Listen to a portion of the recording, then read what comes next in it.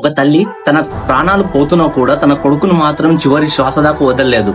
ఈ సంఘటన మధ్యప్రదేశ్ లోని జబల్పూర్ దగ్గర నర్మదా నదిలో జరిగింది. 3 మంది ప్రయాణికులతో స్టార్ట్ అయిన ఈ బోటు నది మధ్యలోకి వెళ్ళాక సడన్ గా అలలు ఎక్కువైపోయి గాలులు వీచేసరికి బ్యాలెన్స్ అవ్వలేక పడవ బోల్తా పడింది. రెస్క్యూ టీం వాళ్ళు 23 మందిని అయితే కాపాడగలిగారు, కానీ ఇందులో 9 మంది మృతి చెందారు. 15 గంటల సమయం పట్టింది రెస్క్యూ టీం వాళ్ళకి తల్లి కొడుకులను వెతకడానికి. లైఫ్ జాకెట్ వేసుకున్న తల్లి తన కొడుకుని గట్టిగా హగ్ చేసుకునే ఉంది. తల్లి కొడుకులని రెస్క్యూ టీం వాళ్ళు తాళ్లతో లాగినా కూడా వాళ్ళనిద్దరిని వేడి చేయలేకపోయారు. అంతలా బిగుసుకుపోయి అంత గట్టిగా పట్టేసుకుంది వాళ్ళ తల్లి ఆ కొడుకుని.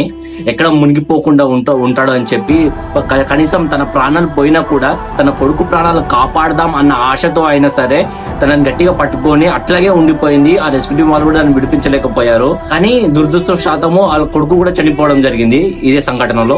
ఆ తల్లి తన కొడుకు బ్రతకడానికి కోసం చావుతో ఎంతలా పోరాడిందో అర్థమవుతుంది ఈ సంఘటన చూసి. వింటున్న మనకే ఇంతలా బాధ ఉంటే ఆ తల్లి ఎంత నరకం అనుభవించిందో ఒక్కసారి ఆలోచించండి. ఇప్పుడు ఈ వీడియో నెట్టింట వైరల్ అవుతుంది.